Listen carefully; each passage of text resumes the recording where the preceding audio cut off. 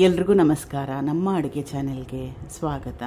ಇವತ್ತಿನ ವಿಶೇಷ ಬೂದುಗುಂಬಳಕಾಯಿನ ಉಪಯೋಗ ಮಾಡಿ ರುಚಿಕರವಾಗಿರೋಂಥ ತಿಳಿಸಾರಿನ ರೆಸಿಪಿ, ಅಥವಾ ಇದನ್ನು ಟೆಂಪಲ್ ಸ್ಟೈಲ್ ತಿಳಿಸಾರು ಅಂತ ಕರೆದ್ರೂ ಕೂಡ ತಪ್ಪಾಗೋದಿಲ್ಲ.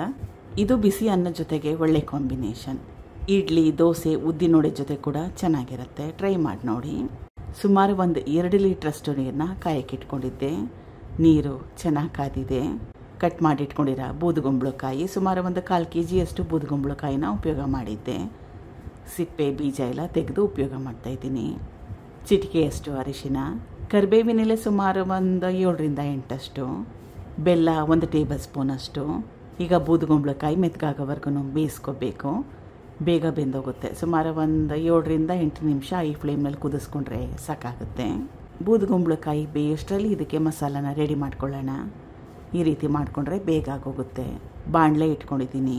1ರಿಂದ 2 ಚಮಚದಷ್ಟು ಎಣ್ಣೆ, ಕೊತ್ತಂಬರಿ ಬೀಜ ಅಥವಾ ಧನಿಯಾ 2 ಟೇಬಲ್ ಸ್ಪೂನಷ್ಟು. ಧನಿಯಾ ಕ್ವಾಂಟಿಟಿ ಸ್ವಲ್ಪ ಜಾಸ್ತಿ. ಜೀರಿಗೆ ಸಣ್ಣ ಚಮಚದಲ್ಲಿ 1 ಚಮಚದಷ್ಟು.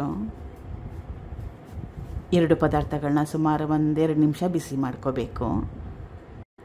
ಕರಿಬೇವಿನ ಎಲೆಗಳು ಸುಮಾರು ಒಂದು 7ರಿಂದ 8.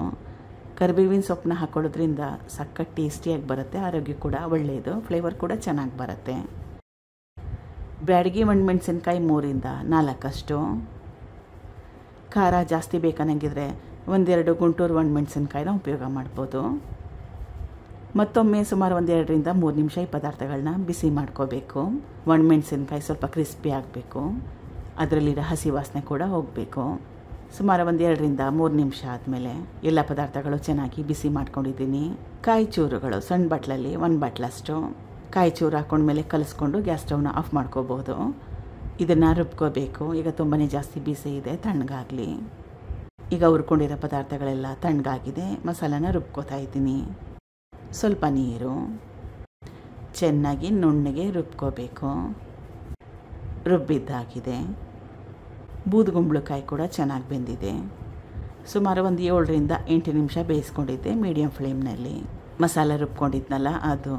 ಇದು ಬೇಯಿಸಿಟ್ಕೊಂಡಿರೋ ತೊಗರಿಬೇಳೆ, ಸುಮಾರು ಒಂದು 100 ಗ್ರಾಮ್ಸಷ್ಟು ತೊಗರಿಬೇಳೆನ ಉಪಯೋಗ ಮಾಡಿದ್ದೆ. ಕುಕ್ಕರ್ನಲ್ಲಿ ಸುಮಾರು ಒಂದು 3ರಿಂದ 4 ಸೀಟಿ ಕೂಗಿಸ್ಕೊಂಡಿದ್ದೆ. ಹುಣಸೆ ರಸ, ಒಂದು ಮೀಡಿಯಮ್ ಸೈಜ್ ಲಿಂಬೆಹಣ್ಣು ಗಾತ್ರದಷ್ಟು ಹುಣಸೆ ಹಣ್ಣನ್ನ ಉಪಯೋಗ ಮಾಡ್ತಾಯಿದ್ದೀನಿ. ರುಚಿಗೆ ತಕ್ಕಷ್ಟು ಉಪ್ಪು ಕಲಿಸ್ಕೊಂಡು ಕುದಿಸ್ಕೋಬೇಕು. ಈಗ ಸಾರು ಚೆನ್ನಾಗಿ ಕುದೀತಾ ಇದೆ. ಸುಮಾರು ಒಂದು 5 ನಿಮಿಷ ಆದರೂ ಚೆನ್ನಾಗಿ ಕುದಿಸ್ಕೋಬೇಕು. ಎಲ್ಲ ಮಸಾಲೆಗಳು ಚೆನ್ನಾಗಿ ಹೊಂದ್ಕೊಳ್ಳುತ್ತೆ. ಒಗ್ಗರಣೆ ಸೇರಿಸ್ಕೊತಾ ಇದ್ದೀನಿ. ಒಗ್ಗರಣೆಗೆ ಎಣ್ಣೆ, ಸಾಸಿವೆ, ಹಿಂಗು, ಒಣಮೆಣಸಿನ್ಕಾಯಿ, ಕರಿಬೇವಿನ ಸೊಪ್ಪನ್ನ ಉಪಯೋಗ ಮಾಡಿದ್ದೆ. ಒಗ್ಗರಣೆ ಹಾಕೊಂಡ್ಮೇಲೆ ಮತ್ತೊಮ್ಮೆ ಕುದಿಸ್ಕೊಳ್ಳೋ ಅವಶ್ಯಕತೆ ಏನಿಲ್ಲ. ಗ್ಯಾಸ್ ಸ್ಟವ್ನ ಆಫ್ ಮಾಡ್ಕೋಬೋದು. Thank you for watching. ಧನ್ಯವಾದಗಳು.